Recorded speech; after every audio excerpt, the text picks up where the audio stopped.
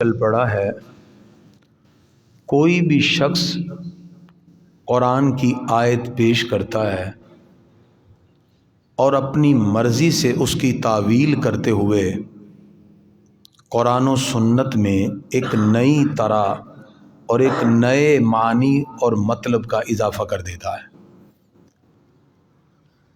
چونکہ اب social media کا دور ہے، خاص طور پر ہماری نوجوان نسل الا ماشاء اللہ علماء سے چونکہ اب تعلق اس طرح کا نہ رہا، زندگی کے مختلف معاملات میں مصروف ہونے کی وجہ سے ان کے پاس اگر کوئی دین کا سورس ہے تو وہ سوشل میڈیا ہے۔ تو سوشل میڈیا ایک ایسی چیز ہے جس پر صحیح اور غلط کا فیصلہ نہیں کیا جا سکتا، جو من میں آیا کہا اور اگلے لمحے وہ اپلوڈ ہو گیا، دنیا میں ہر مقام پر اس کو دیکھا جا سکتا ہے۔ اور ہر وہ نئی بات جو کسی کو اٹریکٹ کرے وہ چیز آج کے نوجوان کو بھلی لگتی ہے، جس میں ریلیکسیشن ملے۔ جب کہیں سے ریلیکس کی بات ہوگی تو انسان کی طبیعت ہے، جہاں سے ریلیکس ملے گا انسان اس کی طرف اٹریکٹ ہو جاتا ہے۔ تو ایسے افراد سوشل میڈیا پہ پائے جاتے ہیں جن کا ماضی دیکھیں تو کسی ادارے سے وہ فارغ التحصیل نہیں۔ قرآن و سنت کو سیکھنے جاننے کے لیے جو پیرامیٹرز ہیں، جو 1400 سال سے چلتے ہوئے آ رہے ہیں، جو مدارس کے اندر معانی متوارثہ جو حضور صلی اللہ علیہ وسلم نے صحابہ کو بتائے، صحابہ نے تابعین کو بتائے، تابعین نے تبع تابعین کو بتائے، پھر وہ کتب میں لکھے گئے، پھر اولیاء کرام اور صوفیاء کرام کی تعلیمات میں شامل ہوئے، پھر وہ چلتے چلتے ہم تک پہنچے۔ ان تعلیمات سے کوئی بندہ جب تک باخبر نہیں ہوگا تو کبھی بھی وہ قرآن و سنت کی اصل مراد تک پہنچ نہیں سکتا۔ یہی وہ وجہ بنی جس کی وجہ سے جو علمی بیک گراؤنڈ رکھتے ہی نہیں، جن کو باقاعدہ حضور اکرم صلی اللہ علیہ وسلم کے دین کو سیکھنے کے لیے جو ایک طریقہ کار، جس میں پہلے ابتدا میں عربی زبان کو سیکھا جاتا ہے، صرف و نحو کے علوم ہیں، اس کے بعد پھر اصول فقہ ہے، پھر اصول احادیث ہیں، یہ تمام پیرامیٹر سے گزرنے کے بعد پھر بندہ قرآن مجید فرقان حمید کے کچھ معنی اور مطالب کو جانتا ہے، پھر کچھ بزرگوں کی نظر کرم ہو جائے تو پھر انسان ان معنی اور مطالب کا فہم حاصل کر کے پھر ہی وہ کسی کے سامنے گفتگو کرنے کے قابل ہوتا ہے۔ اگر ایک شخص کے پاس نہ تو کسی بھی دینی ادارے کا کوئی سرٹیفکیٹ ہے، نہ وہ کسی ادارے سے پڑھا ہے، تو لامحالہ طور پر وہ کہیں نہ کہیں خطا کرے گا۔ یہی وجہ ہے کہ آج سوشل میڈیا پر وہ اس طرح کے معاملات لے کر آ گئے جس کی وجہ سے خود مسلمان بھی شکوک و شبہات میں مبتلا ہو گئے۔ وہ لوگ، میں اصل میں ان پاکیزہ محافل میں ایسے لوگوں کا نام نہیں لیتا، آپ سمجھ گئے ہیں سوشل میڈیا پر، ان لوگوں نے اسلام کے بارے میں اس سٹائل سے بات کی کہ آج کا کلمہ گو مسلمان نوجوان خود اسلام کے بارے میں شکوک و شبہات میں مبتلا ہو گیا۔ حالانکہ اسلام تو بنیادی عقائد نظریات میں بالکل سالڈ بات کرتا ہے، اس کے اندر تو کہیں مارجن کا معاملہ ہی نہیں، اور ہم یہ سینہ تان کے کہتے ہیں، چونکہ الحمدللہ میں صرف مسلم کو نہیں پڑھاتا، ہم غیر مسلموں کو بھی پڑھاتے ہیں۔ میرے ڈیفرنٹ لیکچر ایسے ہیں جو میں غیر مسلموں کو ڈیلیور کرتا ہوں الحمدللہ۔ تو ہم وہاں یہ بات دعوے سے کہتے ہیں کہ الحمدللہ دین اسلام وہ سچا دین ہے۔ آج سورج کی چمکتی ہوئی کرنوں کی اتنی تابانیاں نہیں ہیں جتنی اللہ نے اسلام کی تعلیمات کی صورت میں ہمیں تابانیاں عطا فرمائی ہیں، جس میں کوئی ڈاؤٹ ہی نہیں ہے۔ Islam is the complete and Islam is the complete code of life. Islam is the complete and conduct of life. یعنی اسلام ایک مکمل ضابطۂ حیات ہے. آپ انفرادی معاملات میں دیکھیں، بلیو اور عقائد میں دیکھیں، ہمارے فنڈامنٹل بلیف بالکل واضح ہیں. اگر آپ پلرز آف اسلام اور ارکان کی بات کریں وہ بھی بالکل واضح ہیں. معاملات، اخلاقیات اور رہن سہن اور معاشی معاملات کو دیکھیں تو اسلام اس سچے دین کا نام ہے جو ہیومن لائف کے بارے میں بتاتا ہے، اکنامیکل سسٹم کے بارے میں بتاتا ہے، سوشل لائف کو کیسے گزارنا بتاتا ہے، انسان کے بیہیویئر سے بات کرتا ہے، اس کی انفرادی زندگی کیا ہے اس پر بات کرتا ہے، اس کا کولیکٹیولی بیہیویئر کیا ہونا چاہیے اسلام اس پر بات کرتا ہے. ایک اسلامک اسٹیٹ کے اندر کون کون سے اصول اور قواعد ہونے چاہیے صحابہ کرام نے صرف بتائے نہیں، پریکٹیکلی نافذ کر کے خلفائے راشدین نے آقا علیہ الصلوۃ والسلام کی ان تعلیمات کو ہمارے سامنے رکھ دیا. جس دین میں مرنے کے بعد اور پیدا ہونے سے پہلے تک کا ایک ایک مسئلہ واضح ہو، اس دین میں کوئی کیسے شکوک و شبہات میں مبتلا ہو سکتا ہے؟ یعنی بھی بچہ پیدا نہیں ہوتا، اس سے پہلے کے مسائل شریعت بتانا شروع ہو جاتی ہے، احکام شروع ہو جاتے ہیں. اور پھر جب بچے کی پیدائش اور اس کے بعد زندگی گزار کے مرنے اور مرنے کے بعد کے جتنے معاملات ہیں، اسلام اسے کہتے ہیں جو ہمیں ہر چیز کے بارے میں واضح طور پہ بتاتا ہے. تو پھر اتنے مضبوط دین کے ہوتے ہوئے، اتنے مضبوط احکام کے ہوتے ہوئے، اگر کوئی ایسا شخص جو اسلام کا نام لے، قرآن پڑھے، حدیث پڑھے اور لوگوں کے اندر انفرادیت کے ساتھ ایک ایسی طرح رکھے جس کا گمان یہ ہو کہ 1400 سال میں دین سمجھ آیا ہے تو مجھے ہی آیا ہے، باقی سارے ایسے ہی ہے، نعوذ باللہ، تو اس بندے کی گمراہی کے لیے یہی دلیل کافی ہے کہ وہ 1400 سال میں فقط اپنے آپ کو ہی کہہ رہا ہے جی میں ہی ٹھیک ہوں. تو اس طرح دین اسلام کسی شخص کی ذاتی رائے کا محتاج نہیں ہے، وہ اس کی فکر ہوگی. فرد واحد کی تحقیق میں سکم ہوتا ہے. شاذ روایات کو پیش کر کے امت کے اجماعی موقف کو رد کرنا یہ اس کا انفرادی معاملہ ہے. اور یاد رکھیے، ایک باپ کے 4 بیٹے ہوں، اختلاف ان میں ہوتا ہے کہ نہیں؟ اور سارے بولیں. اس کا مطلب کہ امت میں فروعی اختلاف کا پیدا ہو جانا کوئی ایسی بات نہیں ہے. فروعی اختلاف کا پیدا ہو جانا کوئی ایسی بات نہیں ہے. فروعی اختلاف کو ہوا دے کر اور اس کو پروپیگنڈا بنا دینا اور اس کا لیبل مسلمانوں کے عقیدے کے ساتھ ملا دینا، اصل میں یہ شرارت ہوتی ہے. حضور صلی اللہ علیہ وسلم نے صحابہ کرام کی جماعت کو بھیجا اور کہا فلاں قبیلے میں جانا یہ کام ہے اور عصر کی نماز وہیں ادا کرنا اور پھر یہ کام کر کے آ جانا. ابھی راستے میں ہی تھے کہ عصر کی نماز کا وقت ہو گیا. صحابہ کرام میں اختلاف ہو گیا.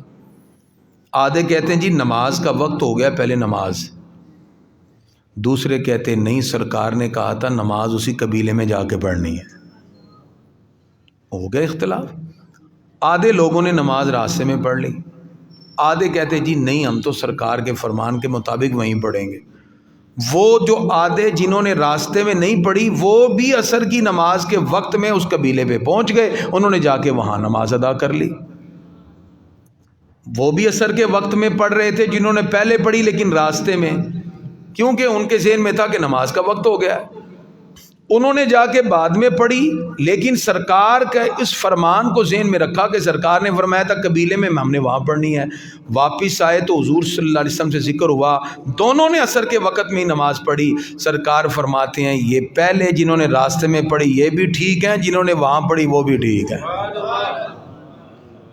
ان کا جو ان کی نیت تھی، ارادہ تھا کہ نماز کا وقت ہو گیا، اللہ ان کو ان کی جزا اور اجر عطا فرمائے گا، اور جنہوں نے وہاں جا کے جس نیت کے ساتھ پڑھی ہے اللہ ان کو ان کی نیت کا، ارادے کا اجر اور ثواب عطا فرما دے گا.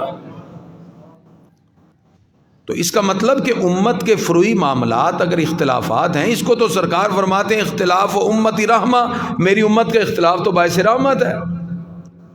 ہاں اگر اصول پر بات ہوگی، نظریے اور عقیدے میں، اس وقت پھر ہم اس موقف پر کھڑے ہوں گے جس پہ حضور صلی اللہ علیہ وسلم کی پوری امت کا اجماعی موقف ہوگا۔ اجماع امت سے پھر ہم نہیں ہٹیں گے، کیونکہ اس وقت پھر عقیدے کا معاملہ ہوگا، اور عقائد کے اندر کسی قسم کا 1% بھی کسی کو مارجن نہیں دیا جا سکتا، اس لیے کہ عقیدہ لوگوں کی رائے سے نہیں بنتا، عقیدہ اللہ اس کے رسول کے فرمان سے بنتا ہے۔ عقائد کوئی بندہ اپنی رائے سے نہیں بنا سکتا، یا رسم و رواج سے، یا لوگ کہیں جی ایسا ہو جائے، ایسا نہیں ہو جائے۔ عقائد انہیں کہتے ہیں جو ہمیں اللہ اس کے رسول نے عطا فرمائے ہیں، اس کے اندر ہم کسی طرح بھی مارجن کی کوئی گنجائش رکھ ہی نہیں سکتے۔ اب یہ بات سمجھنے کے بعد اب سمجھیے کہ قرآن مجید فرقان حمید یہ اللہ کی عطا کردہ کتاب ہے، اس کے معنی خود حضور صلی اللہ علیہ وسلم نے صحابہ کے سامنے بیان کر دیے۔ اب ہمیں حکم یہ ہے کہ قرآن اور حدیث دونوں کا دامن تھام لو۔ اللہ تعالیٰ فرماتے یہ وہ محبوب ہیں یعلمہم الکتاب والحکمہ، جو تمہیں کتاب بھی سکھاتے ہیں، کتاب کا مطلب قرآن، والحکمہ، اور حکمت بھی سکھاتے ہیں۔ حکمت سے مراد حدیث، حکمت سے مراد کیا ہے جی؟ حدیث۔ اس کا مطلب قرآن و سنت، قرآن و حدیث، ان دونوں کو سمجھنے کے ساتھ ہی ہم اصل مراد تک پہنچ سکتے ہیں۔ لیکن قرآن اور حدیث کے کچھ ایسے مقامات بھی ہیں جس کو بندہ اپنی رائے سے نہیں سمجھ سکتا۔ بندہ کہتا ہے جی میرا دل کہتا ہے ایسے ہو جائے، تو دل کی بات تو نہیں ہے۔ مثلا میں آپ کے سامنے آیت پڑھتا ہوں، اللہ تعالیٰ قرآن مجید میں ارشاد فرماتا ہے لا تأکلوا مما لم یذکر اسم اللہ علیہ۔ اللہ فرماتا ہے جس چیز پر ذبح کرتے ہوئے اللہ کا نام نہ لیا جائے تم اس میں سے نہ کھاؤ۔ اللہ کا حکم کیا ہے جی؟ نہ کھاؤ، لا تأکلوا، نہ کھاؤ، حکم ہے۔ اس کا مطلب جس کو ذبح کرتے ہوئے بسم اللہ چھوڑ دی جائے، اللہ کا قرآن کہتا ہے اس کو کھانا جائز نہیں ہے۔ قرآن کہتا ہے لا تأکلوا مما لم یذکر اسم اللہ علیہ۔ ٹھیک ہو گیا جی؟ قرآن کی آیت سمجھ آ گئی جی سب کو؟ قرآن کہتا ہے ذبح کرتے وقت اللہ کا نام نہ لیا جائے تو وہ چیز تمہارے لیے کیا ہے جی؟ حرام۔ قرآن میں سمجھ آ گئی؟ اب حدیث پہ آئے۔ حضور صلی اللہ علیہ وسلم کی بارگاہ میں ایک صحابی حاضر ہوئے، یا رسول اللہ صلی اللہ علیہ وسلم فلاں شخص ذبح کر رہے تھے جانور، بسم اللہ الرحمن الرحیم پڑھنا بھول گئے، بسم اللہ اللہ اکبر۔ اب سرکار فرماتے ہیں کلو ہو، کھا لو۔ سرکار کیا فرماتے ہیں؟ کھا لو۔ فَإِنَّ تَسْمِيَةَ اللَّهِ فِي كُلِّ قَلْبِ امْرِئٍ مُسْلِمٍ، اللہ نے ہر مسلمان کے دل میں بسم اللہ کو رکھ دیا ہے۔ اب غور کیجئے گا، میں جس مقام پہ انشاءاللہ لے کے جاؤں گا آپ کہیں گے کریمی صاحب واقعی علم کے موتی آپ لے کے اٹھیں گے، اور آپ کو کھلی اجازت، ہم نے اوپن ایئر رکھا ہے۔ آج سوال و جواب کھلے ہو سکتے ہیں، جو مرضی آپ بات کریں انشاءاللہ قرآن و حدیث سے بات ہو۔ قرآن کہتا ہے بسم اللہ نہ پڑھی جائے تو وہ حرام، حدیث کہتی ہے حلال۔ بتاؤ قرآن پہ عمل کرو گے کہ حدیث پہ؟ آج جو لوگ کہتے ہیں نہیں جی نہیں ہم نے اردو ترجمہ اردو بازار سے لے لیا جی، وہ ہمیں سمجھ آ گئی، ایسے سمجھ آ گئی ہے؟ پیرامیٹر کیا ہے؟ اصول کیا ہے؟ کس اصول کے تحت دونوں پہ عمل کریں گے جی؟ آپ اس وقت یا رات ہے یا دن ہے، آپ کہیں جی رات اور دن دونوں ہی ہیں، کیسے ہو سکتا ہے؟ اب رات ہے نا تو دن تو نہیں ہے۔ قرآن کہتا ہے نہ کھاؤ، لا تاکلوا، حدیث کہتی ہے کلو ہو، کھاؤ۔ کیسے عمل ہوگا؟ اس کے لیے ہمیں ضرورت ہے ایک سمجھ کی، اسے اصول فقہ کہتے ہیں۔ جس نے باقاعدہ ادارے میں نہیں پڑھا، جس کو اصول فقہ آتے ہی نہیں ہے، تو وہ کس طرح قرآن و سنت کی اصل مراد تک پہنچ سکتا ہے جی؟ یہ معاملہ حضرت امام اعظم ابو حنیفہ رحمۃ اللہ تعالی علیہ تک پہنچا۔ آپ نے فرمایا کہ قرآن کہتا ہے نہ کھاؤ، حدیث کہتی ہے کھا لو۔ اللہ تعالیٰ نے اس امت سے بھول چوک کو معاف کر دیا ہے۔ دلیل قرآن سے اللہ فرماتا ہے، ہم دعا کرتے ہیں کہ یا اللہ ربنا لا تؤاخذنا ان نسینا او اخطانا، یا اللہ اگر ہم سے بھول ہو جائے یا خطا ہو جائے ہمارا مواخذہ نہ فرمانا۔ بھول کے روزے میں آپ کو یاد ہی نہیں ہے اور آپ نے پوری روٹی کھا لی، روزہ ٹوٹے گا؟ نہیں. تو امام صاحب فرماتے ہیں کہ اس امت سے اللہ نے بھول چوک کو کیا کر دیا جی؟ معاف. بھول کیا ہے؟ معاف. لہذا اس آیت سے قاعدہ قانون یہ بنا کہ جو بندہ جان بوجھ کر چھوڑے گا بسم اللہ تو وہ چیز حرام ہے، اللہ کے قرآن پہ عمل ہو گیا، اور جس نے بھول کر چھوڑ دیا وہ حلال ہے، حضور صلی اللہ علیہ وسلم کی حدیث پر بھی عمل ہو گیا. اب اس کا مطلب قرآن و حدیث پہ عمل کرنے کے لیے ضابطہ بن گیا. حضور صلی اللہ علیہ وسلم نے جو فرمایا کلو ہو، اس لیے کہ وہ پوچھا گیا تھا کہ حضور صلی اللہ علیہ وسلم نے یہ بات کیسے کہی. یہ پوچھنے والا جو سرکار کے جتنے قریب ہوگا اس کو اتنی زیادہ سمجھ آئی ہوگی. امام اعظم ابو حنیفہ تابعی ہیں، وہ اس بات کو زیادہ بہتر سمجھے، لہذا آپ نے حدیث کا معنی واضح کر دیا کہ جو بھول کر چھوڑے گا تو اس کے لیے وہ حلال ہو جائے گا، جو جان بوجھ کر چھوڑے گا وہ حرام ہو جائے گا. قرآن پہ بھی عمل ہو گیا، سرکار کی حدیث پہ بھی عمل ہو گیا. اس کا مطلب قرآن و سنت کو سمجھنے کے لیے کچھ پیرامیٹرز ہوتے ہیں، بغیر کسی دلیل کے کوئی اسی طرح. اب وہ لوگ جو سوشل میڈیا پہ بیٹھ کے کہہ رہے ہیں جی آپ بزرگوں کو اتنی عزت دیتے ہو کیوں، ان کے ایک موقف تو یہ ہے، وہ کہتے ہیں جی آپ کہتے ہیں جی غوث اعظم، داتا علی اجویری، آپ کہتے ہیں پیران پیر ہیں، آپ اتنے بڑے. غوث اعظم کا مطلب سب سے بڑا فریاد رس، سب سے بڑی مدد کرنے والا، کہتے ہیں وہ تو اللہ ہے. داتا تو اللہ کی ذات ہے، لہذا آپ نے ایک بندے کو مددگار سمجھا اور بڑا مددگار سمجھا تو یہ تو شرک ہو گیا. اب یہ انہوں نے ڈیفرنٹ انداز میں، مختلف انداز میں اپنے لیکچر میں گفتگو میں کہا. نوجوان ان کی طرف اٹریکٹ ہو گئے کہ یار بات تو ٹھیک ہے کہ سب سے بڑا فریاد رس تو اللہ ہے. اب سمجھیے اللہ رب العزت کی جتنی صفات ہیں وہ ذاتی ہیں. کیا ہیں جی؟ اللہ تعالیٰ کو کسی نے نہیں دی. وہ رحمان ہے، وہ رحیم ہے، وہ غفور ہے، بخشنے والا، رحمت، وہ ساری صفات کیا ہے جی؟ ذاتی. اگر ہم بندے میں مانیں گے تو بندہ اگر مہربان ہے تو وہ اللہ کے اذن اور اللہ کی عطا سے ہے. بندے کی صفات عطا ہی ہیں. تو اگر ہم بندے کو کہتے ہیں غوث اعظم سب سے بڑا فریاد رس، اس کا مطلب ہے وہ رب کی عطا سے فریاد رسی کرنے والا ہے. اچھا اگر آپ کہتے نہیں جی نہیں یہ تو کفر ہو گیا کیونکہ جو صفت رب کی وہی بندے کی، ہم کہتے ہیں یہ کفر نہیں ہے، آؤ قرآن پڑھیں. اب اپنے عقائد کو ذرا مضبوط کیجیے. ہم قرآن سے بات کرتے ہیں. سورہ البقرہ ہے. سورہ البقرہ کے اندر اللہ رب العزت نے قرآن مجید فرقان حمید میں آیت نمبر 258 ہے. آیت نمبر کون سی ہے جی؟ ٹھیک ہے.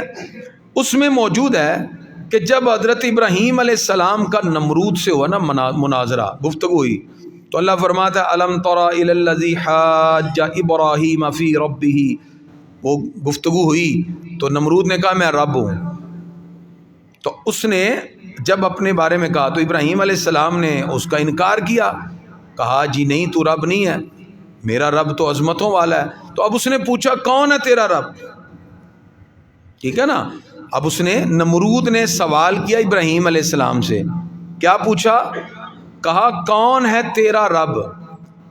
اذ قال ابراہیم، ابراہیم علیہ السلام نے کہا ربی الذی یحیی، میرا رب وہ ہے جو زندگی عطا فرماتا ہے، جو زندہ کرتا ہے.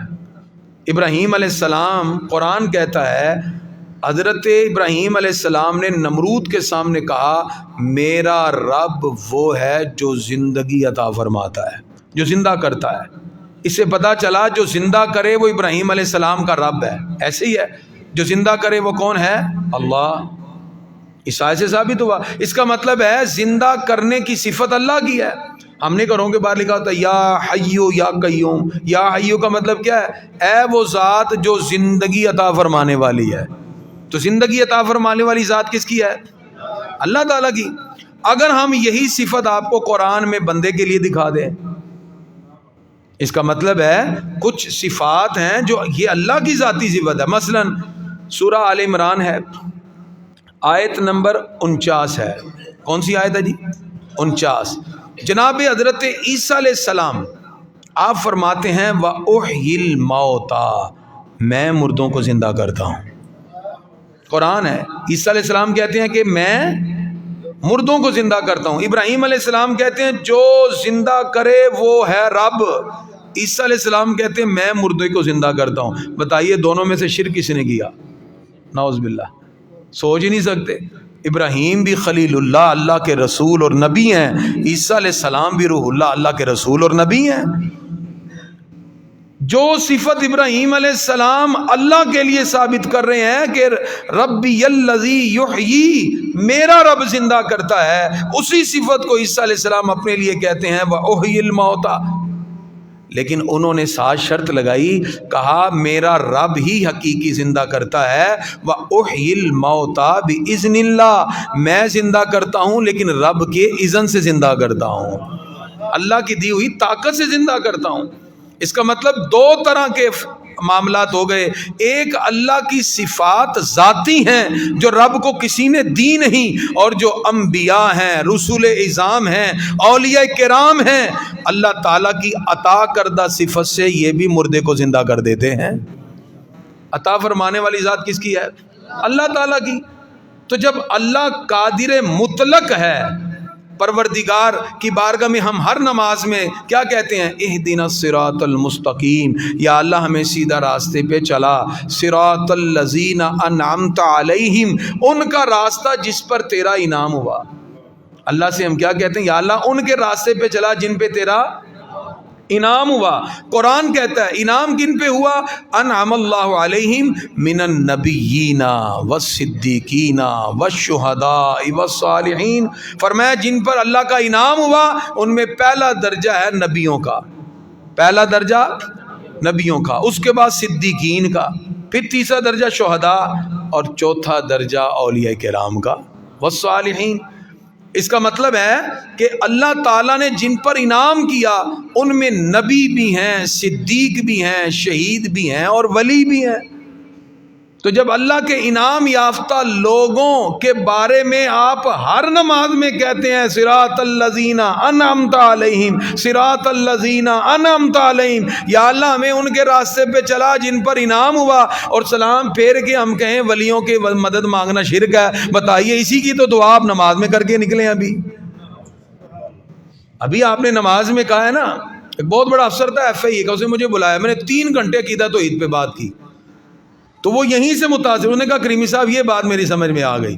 ہر نماز میں آپ کیا کہتے ہیں؟ صراط الذین انعمت علیہم، یا اللہ میں ان لوگوں کے راستے پہ چلا جن پہ تیرا انعام ہوا. اور انعام یافتہ میں نبی، صدیق، شہید اور ولی. اور سلام پھیر کے ہم اگر کہیں یا اللہ داتا صاحب کے وسیلے سے عطا فرما، کہتے شرک ہو گیا. تو ابھی تو نماز میں دعا کر کے نکلے ہو کہ یا اللہ ہمیں داتا صاحب کے وسیلے کے ساتھ راستے پہ چلا. ابھی تو ہم نے دعا کی یا اللہ ولیوں کے راستے پہ چلا، صالحین کے راستے پہ چلا. تو صالحین کون ہیں؟ وہ اللہ کے ولی ہیں، وہ اللہ کے نیک بندے ہیں. جو کام پہلی امتوں میں نبی کرتے رہے وہ اس امت کے اولیاء اور علماء کر رہے ہیں. وہ اولیاء کرام ہیں، اور ان کا اللہ کی بارگاہ میں مقبول ہونا یہ اس بات کی دلیل ہے 1000 سال بھی گزر جائیں تو ان کی قبر پہ آج بھی رحمتوں کا نزول ہو رہا ہے. تو اس کا مطلب یہ ہے کہ اولیاء کرام کا توسل. اقبال کہتے ہیں سید حجویر مخدوم امم، مرکد او پیر سنجر راہ حرم. فرمایا جس نے حجویر کے بادشاہ کو دیکھنا ہو تو داتا علی جویری کی چوکھٹ کو دیکھ لو، اور ان کی مرکت تو پیر سنجر کے لیے حرم کا درجہ رکھتی ہے. اقبال کہتے ہیں خاک پنجاب از دمے او زندہ گشت، پورے پنجاب کی جو روحانیت ہمیں نظر آ رہی ہے وہ داتا صاحب کی برکت سے ہے. آپ فرماتے ہیں صبح ماں از ماہر اوتا بندہ گشت. اقبال کے کلام میں بھی جو روحانیت ہے یہ بھی داتا صاحب کے لنگر کی برکت ہی ہے. جو ہمارے قومی شاعر ہیں علامہ اقبال، یا تو ان کو قومی شاعر سے ہٹاؤ، وہ ہمارے نیشنل پوئٹ ہے نا. تو ان کا بھی یہ نظریہ ہے کہ اولیاء کرام، اور داتا صاحب کو تو فوت ہوئے کتنا عرصہ ہو گیا. اس کا مطلب اولیاء کرام، ان کا توسل، ان کی بارگاہ سے استغاثہ پیش کرنا، دعا کرنا، یہ درست بھی اور جائز بھی ہے. اب آئیے اولیاء کرام کے حوالے سے جو ہم نے چند باتیں آپ کے سامنے پیش کی، اب اس کو سمجھیے گا اور دیکھیے گا کہ اللہ تعالیٰ کس طرح ان پاک ہستیوں کو مقام عطا فرماتا ہے۔ اس سے پہلے کہ آپ اس چیز پہ غور کریں کہ لوگ کہتے ہیں جی ولیوں کے پاس نہیں جانا، تو اس کا سوال یہ ہے نا کہ بابے شاہی کوئی نہیں، نعوذ باللہ۔ اب وہ بدتمیزی سے بات کرتا ہے، ہم نہیں کرتے، اس کی وجہ کہ ہم تو ولیوں کا ادب رکھتے ہیں، ٹھیک ہے نا۔ حدیث ہے، سرکار فرماتے ہیں جس کا مفہوم ہے کہ جس نے چھوٹوں پہ شفقت نہ کی، بڑوں کا ادب نہ کیا، فلیس منا، وہ ہم میں سے ہے ہی نہیں۔ عام بڑوں کی بات ہے، کوئی بھی بزرگ ہے ان کا احترام کریں، اور یہ تو پھر اللہ کے ولی ہیں، صالحین ہیں، ان کے بارے میں یہ زبان بولنا تو بنتا ہی نہیں ہے۔ اب گرامی کے حضرات، یہاں دو طرح کا رویہ پایا جاتا ہے۔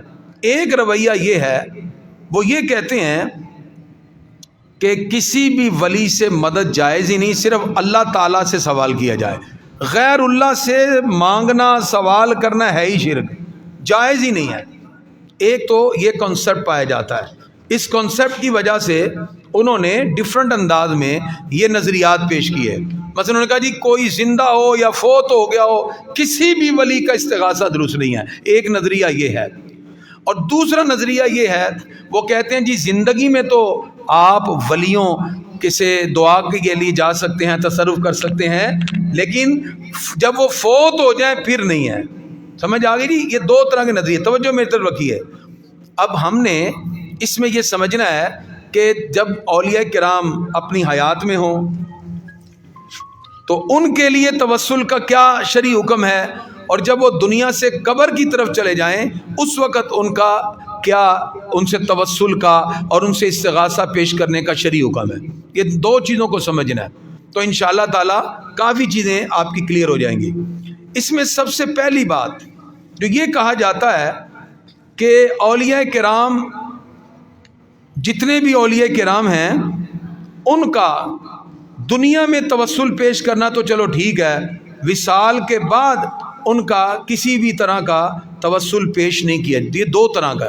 میری زیادہ گفتگو اب جو ہوگی انشاءاللہ وہ قبر کے زندگی کے معاملات ہیں۔ اولیاء کرام جب قبر میں پہنچ جائیں ان کے لیے پھر توسل کی شرعی حیثیت کیا رہتی ہے، اس پر انشاءاللہ ہماری گفتگو ہوگی۔ سب سے پہلی بات، اگر یہ کہا جائے مطلقاً کہ اللہ کے سوا کسی بندے سے مدد طلب ہی نہیں کی جا سکتی، صرف اللہ تعالیٰ سے مدد طلب کی جائے، غیر اللہ سے جائز ہی نہیں ہے، تو گرامی حضرات ہمارے لیے سب سے بڑا جو معیار بنتے ہیں وہ انبیاء کرام ہیں۔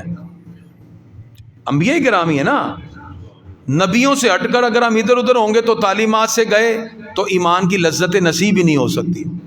اب اولیاء کرام کا مقام، انبیاء کرام کا مقام قرآن سے ہم ثابت کرتے ہیں کہ اللہ کے سوا کسی اور سے مدد طلب کی جا سکتی ہے کہ نہیں۔ سورہ آل عمران ہے اور آیت نمبر 52، اللہ رب العزت نے قرآن مجید فرقان حمید کے اندر ارشاد فرمایا کہ جناب حضرت عیسیٰ علیہ السلام اپنی قوم کے جو حواری تھے، آپ ان سے مدد طلب کرتے ہیں اور سوال کرتے ہیں، چونکہ دین کی تبلیغ کے لیے تھے، آپ چاہ رہے تھے کہ دین کی تبلیغ کے لیے میرے مددگار بنے۔ آپ نے کہا قال من انصاری الی اللہ، کون ہے جو اللہ کے دین میں میرا مددگار ہوگا؟ یہ کون کہہ رہے ہیں جی؟ حضرت عیسیٰ علیہ السلام۔ کس سے کہہ رہے ہیں؟ اپنی قوم کے حواریوں سے، وہ تو اللہ نہیں ہے۔ اس کا مطلب ہے کہ اللہ کے سوا کسی کو مدد کے لیے اگر مطلقاً بلانا جائز نہ ہوتا تو پھر حضرت عیسیٰ علیہ السلام کیوں بلا رہے ہیں؟ اس کا مطلب یہ جائز ہے۔ اور قال الحواریون، حواریوں نے کہا نحن انصار اللہ، ہم اللہ کے دین کی خدمت کے لیے، دین کی مدد کے لیے آپ کے ساتھ کھڑے ہوئے ہیں۔ تو عیسیٰ علیہ السلام نے اپنی قوم کے لوگوں سے دین کے معاملات میں مدد طلب کی جو کہ غیر اللہ ہیں۔ پتہ چلا اگر عیسیٰ علیہ السلام اپنی قوم کے حواریوں سے مدد طلب کر سکتے ہیں تو ہم بھی اللہ کے ولیوں سے مدد طلب کر سکتے ہیں، کیونکہ اگر اللہ کے سوا کسی اور سے مدد جائز نہ ہوتی تو پھر یہ کیوں طلب کرتے؟ اور اس کے ساتھ ساتھ جناب حضرت عیسیٰ علیہ السلام کا یہ کہنا اور سوال کرنا من انصاری اللہ قرآن کی نص قطعی سے ثابت ہے کہ اللہ کے سوا اور لوگوں سے مدد طلب کی جا سکتی ہے اور ان کو اپنا شریک بنایا جا سکتا ہے کسی بھی معاملے میں. ہم بھی اولیاء کرام سے وہ دنیا میں ہوں تو مدد طلب کر لیتے ہیں. اچھا وہ کہتے ہیں جی ٹھیک ہے جب تک وہ حیات میں ہے تو ٹھیک ہے، وصال کے بعد درست نہیں، یہ کہا جاتا ہے. اب ہم وصال کی طرف آتے ہیں. گرامی حضرات، بعد از وصال کس طرح ہم اللہ کے پیارے لوگوں سے استغاثہ پیش کر سکتے ہیں، اس کو سمجھنے کے لیے پہلے برزخی زندگی کو سمجھنا ہوگا. اصل میں جو لوگ برزخ کو سمجھ نہ سکے انہوں نے یہ اس طرح کے سوالات اٹھا کر اور پھر طرح طرح کے سوالات شروع کر دیے. یاد رکھیے ہم الحمدللہ زندہ ہیں، اور جو زندگی ہے وہ دو طرح کی ہوتی ہے، ایک حیات عادی ہوتی ہے اور ایک حیات حقیقی ہوتی ہے. حیات عادی اسے کہتے ہیں جو کافر مومن نیک بد سب کے لیے ہے، یعنی عادتاً زندہ ہونا، سارے زندہ ہیں. عادتاً جو حیات عادی ہے اس کا تعلق ہے کہ روح بدن کے اندر ہو، ہم کہتے ہیں یہ حیات عادی ہے. اور جب روح بدن سے نکل جائے ہم کہیں گے یہ موت عادی ہے، یعنی عادتاً موت ہو گئی. اس میں کافر بھی ہے مومن بھی ہے، سب کو ایک طرح کا معاملہ رکھا، اس میں سملیرٹی رکھی. لیکن حیات حقیقی کا مطلب یہ ہے بدن میں ایسی صفت پیدا ہو جس کی وجہ سے انسان سن بھی رہا ہے، دیکھ بھی رہا ہے، علم بھی رکھتا ہے اور قدرت کے ساتھ متصف ہوتا ہے. ہر انسان پر عادی موت تو طاری ہوتی ہے، لیکن حیات حقیقی پھر بھی اللہ والوں کی قائم اور دائم رہتی ہے. یعنی یہ نہیں کہ وہ دنیا سے گئے تو ختم. کیوں؟ اس لیے کہ روح اور جسم کے ساتھ ہمارا تعلق ہے. ہم پہلے تھے عالم ارواح میں، اب ہیں عالم دنیا میں، اس کے بعد جائیں گے ہم عالم برزخ میں. عالم برزخ کا مطلب کیا ہے؟ وہ جہان جہاں مرنے کے بعد ہر بندے نے رکنا ہے جب تک کہ میدان حشر قائم نہ ہو جائے. میدان حشر کے قائم ہونے تک ہم جس جہان میں رکیں گے اس کا نام کیا ہے جی؟ عالم برزخ. اب اولیاء انبیاء سب کے سب اس دنیا سے گزر جانے کے بعد کس جہان میں ہے جی؟ عالم برزخ میں. یاد رکھیے موت جسم کو آتی ہے، روح کو نہیں. اور اولیاء کرام کا جتنا تصرف ہوتا ہے وہ جسم کے ساتھ نہیں روح کے ساتھ ہوتا ہے. موت ختم ہو جانے کا نام نہیں ہے، موت ختم ہونے جانے کا نام نہیں ہے. موت تو ایک جہان سے اگلے جہان میں منتقل ہونے کا نام ہے. مرنے کے بعد تمام انسان کی روحیں ایک جگہ نہیں ہوتی، کافروں کی سجین میں جاتی ہیں، ایمان والوں کا جیسا جیسا عمل ہوتا ہے ان کی روحیں وہاں ہوتی ہیں. جب عام بندے کو بھی ہم دفنا کے آ جاتے ہیں، حضور صلی اللہ علیہ وسلم فرماتے ہیں کہ بے شک انہ لیسمع قران علیہم، وہ تمہاری جوتی کی ہلکی آہٹ کو بھی سن لیتا ہے. کیونکہ اب وہ سننے کے لیے کان کا محتاج نہیں ہے، بلکہ عام بندے کی پاور اور طاقت بھی بڑھ گئی.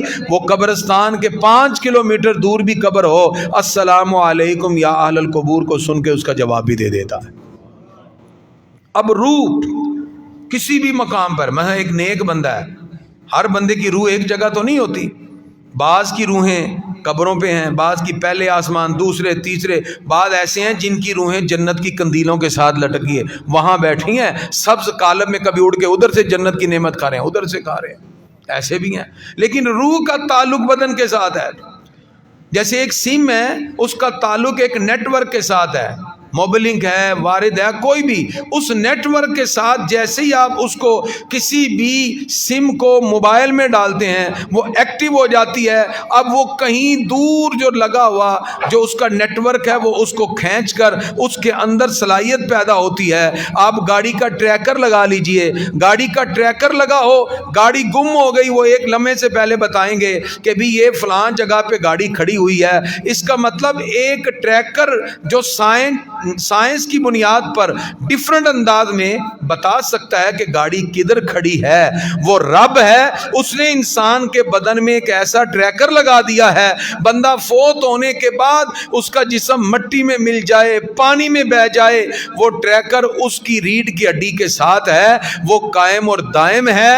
اب روح جدھر بھی ہے اس کو جو مسرت، جو خوشی ملتی ہے، اس کا اثر اس کے بدن پہ ضرور ہوتا ہے، وہ اس کے ساتھ اس کا تعلق قائم ہے۔ اب یہ نہیں کہ وہ جدا ہو گیا ہے۔ ہم اولیاء کرام کی قبر پہ جاتے ہیں، ان کے جسم بھی سلامت ہیں، اللہ کی بارگاہ میں عرض کرتے ہیں، وہ اللہ کی نعمتوں سے لطف اندوز ہو رہے ہیں، وہ ہماری بات کو سنتے بھی ہیں اور جواب بھی دیتے ہیں، اس لیے کہ موت صرف جسم کو آئی تھی، روح زندہ ہے۔ جب روح زندہ ہے تو روحانی تصرف بھی زندہ ہے، لہذا وصال کے بعد اولیاء کرام سے تصرف کرنا درست اور جائز ہے۔ اس کا مطلب ان کا دنیا سے جانے کے بعد ان کو مکمل نیست و نابود سمجھنا یہ اسلام کا عقیدہ اور نظریہ ہے ہی نہیں۔ اب اس میں ہم اولیاء کرام کی بات کرتے ہیں۔ توسل کیا ہے؟ اصل میں اللہ کی بارگاہ سے مانگنے کے کئی طریقوں میں سے ایک طریقہ توسل ہے کہ اللہ کے ولیوں، اللہ کے پیارے لوگوں کے وسیلے سے طلب کیا جائے۔ یہ اللہ کی بارگاہ سے مانگنے کے طریقوں میں سے ایک طریقہ ہے۔ ہم یہ نہیں کہتے کہ توسل فرض ہے، ہاں توسل سے دعا کی جائے، ہم یہ کہتے ہیں کہ وہ مستجاب دعویٰ ہوتی ہے، اللہ تعالیٰ اس کو قبول اس لیے کرتا ہے، اللہ نے ولیوں سے وعدہ کیا ہے، وَلَا إِن سَأَلَنِي لَأُعْطِيَنَّهُ، اگر تم مجھ سے سوال کرو گے میں تمہیں ضرور عطا فرماؤں گا۔ اللہ کا ان سے وعدہ ہے۔ اب یاد رکھیے، وصال کے بعد ولیوں کا دنیا سے جانے کے بعد جب انتقال ہو جاتا ہے، کیا اللہ ولی سے ولایت چھین لیتا ہے؟ بولیں تو صحیح۔ جو دنیا میں اللہ کا ولی ہے، جب وہ موت کی وادی سے گزرا تو اللہ فرماتا ہے لو بھی ان کام ختم، ان ولایت کھو لی تھا۔ ایسا ہوتا ہے کبھی؟ جو دنیا میں ولی ہے وہ قبر میں بھی ولی ہے۔ ایسے ہی ہے جی، روح کو موت آئی نہیں، اس کا مطلب جیسے دنیا میں ولی سے استغاثہ جائز تھا، قبر میں بھی اس سے استغاثہ جائز ہے، کیونکہ ولایت تو اللہ نے چھینی نہیں۔ اصل ہم جو ان کی بارگاہ میں توسل پیش کر رہے ہیں یا دعا کے لیے جا رہے ہیں، وہ تو ولایت کی وجہ سے ہے، تو ولایت دنیا میں بھی تھی اور قبر میں بھی موجود ہے، قبر میں اللہ نے ان سے چھینی نہیں۔ اس کا مطلب یہ ہوا جیسے دنیا میں اولیاء کرام کا توسل جائز تھا، وصال کے بعد بھی جائز ہے۔ اور اب یہ جملہ غور سے سمجھیے، انسان کی قدر و قیمت سانس لینے پہ نہیں ہے بلکہ شعور پہ ہے۔ کس پہ ہے جی؟ شعور، اور شعور کا تعلق روح سے ہوتا ہے، یعنی جب انسان روح کے ساتھ شعور رکھتا ہے، ادراک رکھتا ہے، یہ انسان کی قدر و قیمت ہے۔ یہ نہیں ہے کہ انسان کا تعلق جو ہے وہ صرف سانس لینے پر ہے، نہیں، شعور کے ساتھ ہے۔ اب جب انسان کا اصل تعلق شعور سے ہے تو اولیاء اگرچہ موت کی وادی سے گزر گئے، ان کی موت کے اثرات جسم پر ہیں، ان کا شعور برقرار ہے، لہذا قبر والوں سے جا کے دعا کرنا بھی درست اور جائز ہے، کیونکہ شعور تو ختم ہوا ہی نہیں، شعور تو درست ہے۔ جب شعور باقی ہے تو ہم اسی طرح ان کے توسل سے دعا بھی کر سکتے ہیں اور ان کے توسل سے مانگ بھی سکتے ہیں۔ باقی رہ گی بات انبیاء کرام، ان کا تو مقام اعلیٰ ہے۔ یاد رکھیے، اللہ رب العزت نے جو حیات قبر والوں کو عطا فرمائی ہے، پروردگار نے قرآن مجید فرقان حمید میں اولیاء کرام ان کو شہداء کے بعد ذکر کیا۔ اس کا مطلب جو شہداء ہیں وہ زندہ ہیں اور قرآن کی نص قطعی سے زندہ ہیں۔ اللہ تعالیٰ فرماتا ہے وَلَا تَقُولُوا لِمَن يُقْتَلُ فِي سَبِيلِ اللَّهِ أَمْوَاتٌ، جنہوں نے اپنی جان اللہ کی راہ میں دے دی ان کو کبھی مردہ نہ کہو۔ اس کا مطلب شہید کو زندہ کہا جاتا ہے کہ اس نے راہ خدا میں جان دی ہے۔ کس میں جان دی ہے جی؟ راہ خدا میں۔ تو جس طرح شہید راہ خدا میں جان دیتا ہے، ولی بھی تو راہ خدا میں جان دے رہا ہے، اس کی زندگی بھی تو اللہ کے حکم کے لیے ہے۔ انبیاء کرام بھی راہ خدا میں جان دیتے ہیں، کیونکہ انبیاء کرام کا اپنا کوئی عمل ہے ہی نہیں، وہ تو کہتے ہیں قُلْ إِنَّ صَلَاتِي وَنُسُكِي وَمَحْيَايَ وَمَمَاتِي لِلَّهِ رَبِّ الْعَالَمِينَ، کہہ دیجئے میری نماز، میری قربانی، میرا جینا مرنا سب رب کے لیے ہے۔ تو شہید جس کا زندہ ہونا قرآن سے ثابت ہے وہ سب کچھ راہ خدا میں کرتا ہے، تو اولیاء بھی تو سب کچھ راہ خدا میں ہی کر رہے ہیں۔ اس لیے گرامی قدر حضرات، اللہ تعالیٰ نے ان کو بھی قبر کے اندر وہ حیات عطا فرمائی ہے۔ نبی کریم صلی اللہ تعالی علیہ وآلہ واصحابہ وبارک وسلم، جب آپ نے کہا کہ مجھ پہ جمعے کے دن درود پڑھا کرو، عرض کیا پیارے آقا بعد الوصال، وصال کے بعد بھی آقا علیہ الصلوۃ والسلام فرماتے ہیں ہاں ان اللہ حرم علی الارض ان تاکل اجساد الانبیاء، اللہ نے زمین پہ حرام کر دیا کہ وہ نبیوں کے جسموں کو کھائے۔ فنبی اللہ حی یرزق، اللہ کے نبی زندہ ہیں اور ان کو قبر میں رزق بھی پیش کیا جاتا ہے۔ اسے پتا چلا کہ اولیاء کرام زندہ ہیں۔ اور اگر ہم ابن قیم نے کتاب الروح صفحہ 23 پہ لکھا الارواح المنعمۃ المرسلۃ غیر المحبوسہ، اس نے کہا کہ انعام یافتہ روحیں آزاد ہوتی ہیں، تتلاقا وتتزاور وتذاکر ما کان منہا فی الدنیا وما کان من اہل دنیا، وہ ایک جگہ قید نہیں ہوتی، وہ ملاقات بھی کرتی ہیں، زیارت بھی کرتی ہیں، اور دنیا میں ہونے والی باتوں کا آپس میں تذکرہ بھی کرتی ہیں۔ یہ روحوں کا معاملہ ہے۔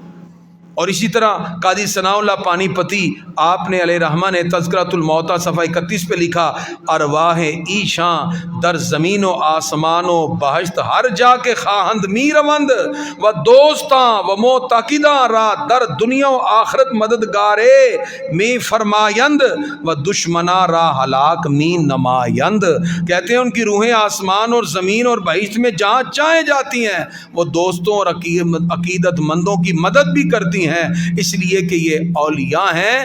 اللہ نے وصال کے بعد بھی ان کی روح کو اعلیٰ مقام عطا فرمایا ہے، کیونکہ تعلق کس کے ساتھ ہے؟ اصل میں موت جسم کو آئی ہے، روح تو زندہ ہے۔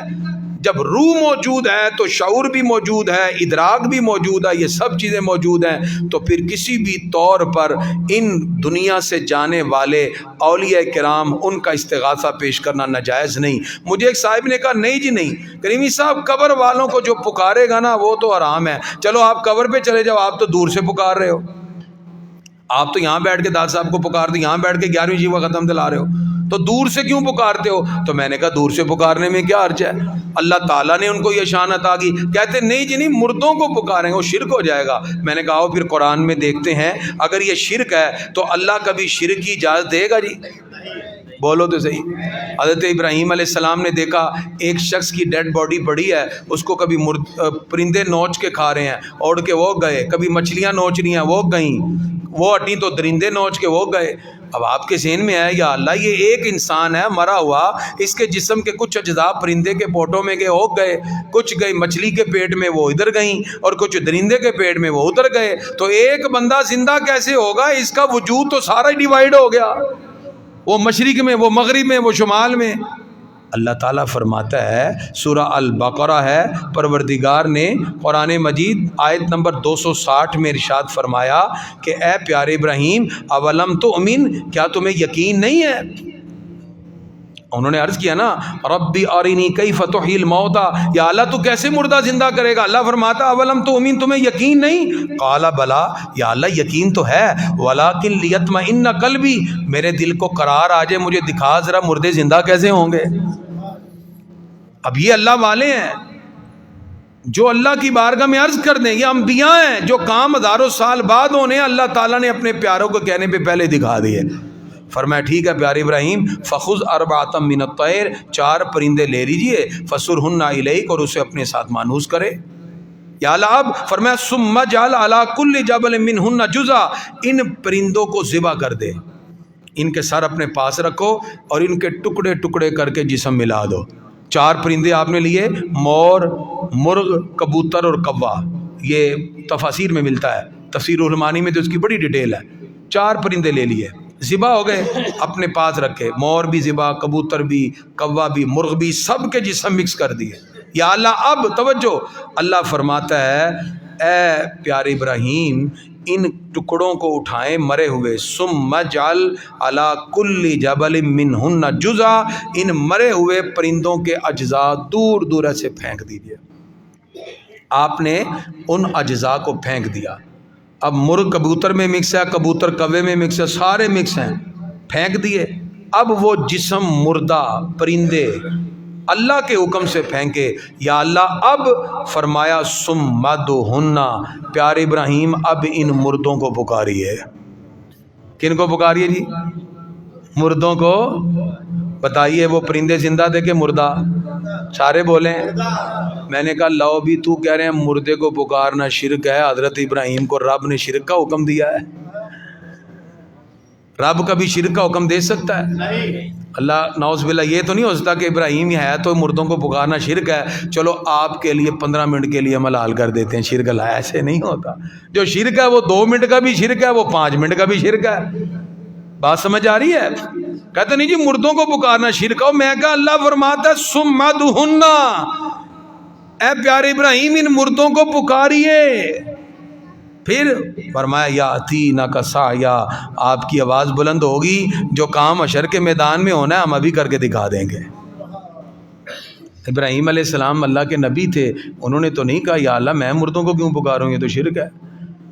اب مجھے بتائے اللہ کی قدرت ہے نا، جو رب مرے ہوئے کوے میں سننے کی پیدا طاقت کر سکتا ہے، جو رب مرے ہوئے مرغ میں سننے کی طاقت پیدا کر سکتا ہے، وہ رب دات علی جویری میں سننے کی طاقت پیدا نہیں کر سکتا؟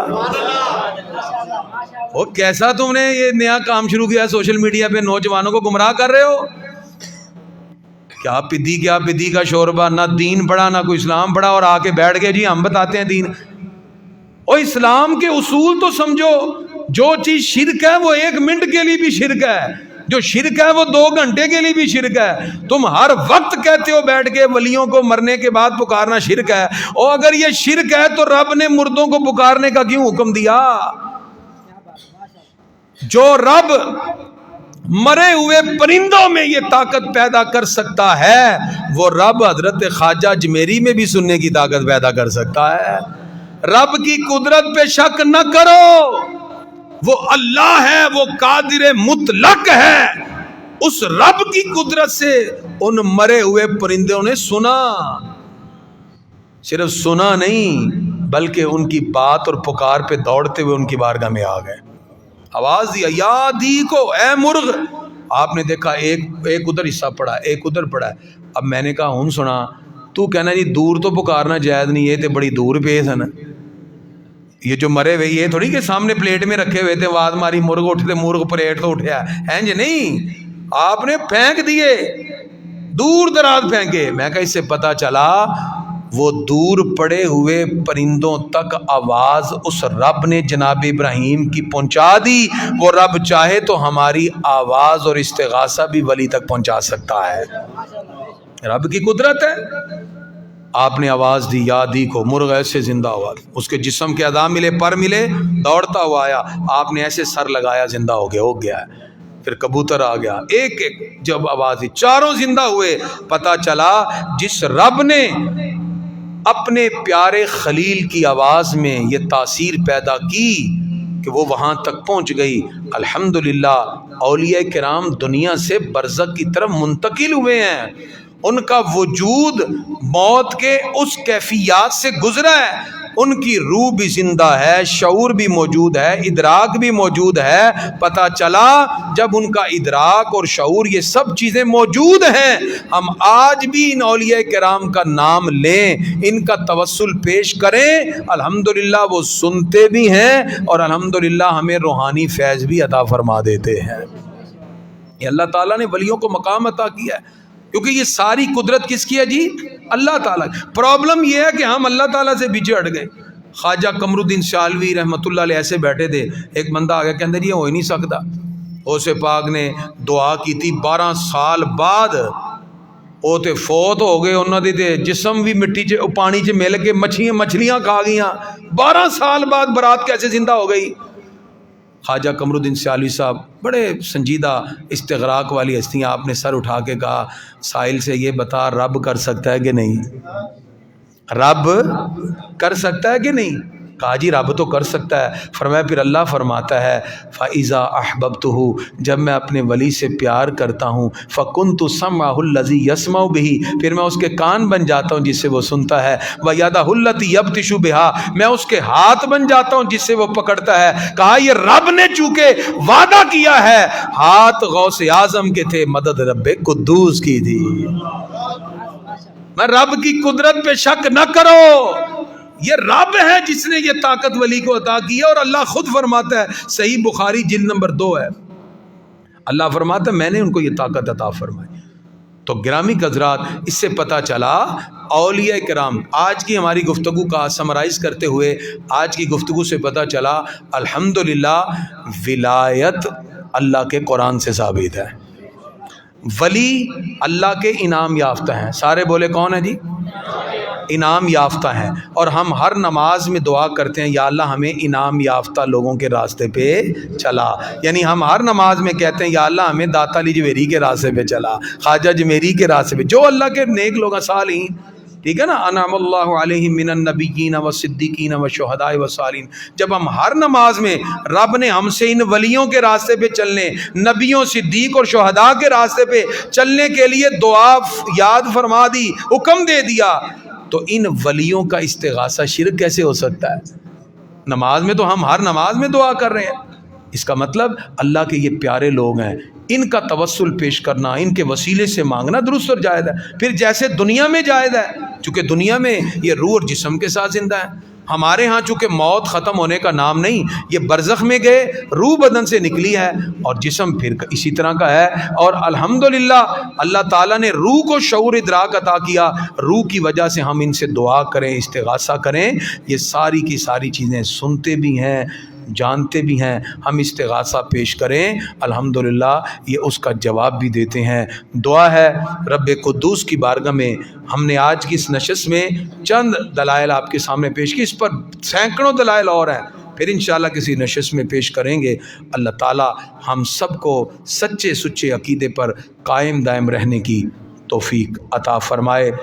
مفتی بشیر احمد مجدی صاحب ہمارے پاس موجود ہیں، ہم چاہیں گے چند